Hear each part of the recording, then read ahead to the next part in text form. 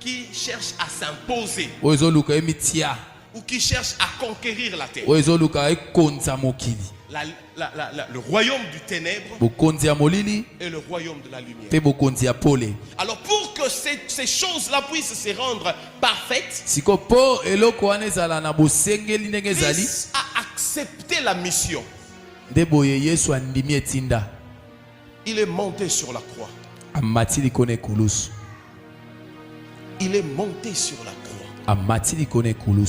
pour réparer une faute.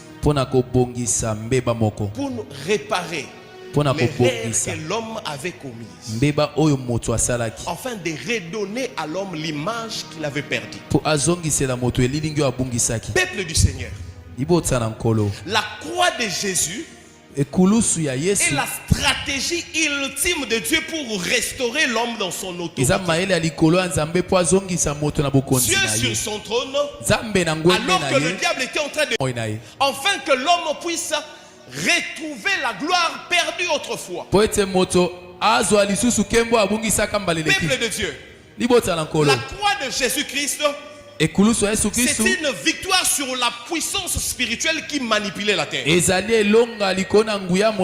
croix de Jésus-Christ, c'est la restauration du mandat originel que l'homme avait perdu. La croix de Jésus-Christ, c'est la restauration du mandat originel de l'homme.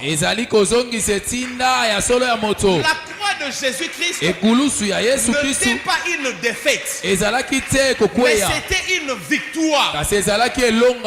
Une victoire. Peuple de Dieu, il y a quelque chose que nous devons savoir sur la croix de Jésus. Premièrement, Christ n'a pas payé le prix du rachat au diable. Je répète encore, Christ n'a pas payé le prix du rachat. Parce que la personne qui nous connaît, c'est la stratégie ultime de Dieu pour sauver l'humanité.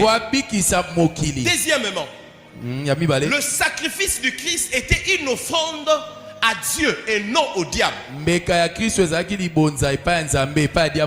s'est donné auprès de son Père et non auprès du diable. Christ n'a pas donné sa vie auprès du diable en disant, diable, je me livre à toi, fais de moi ce que tu veux. Non.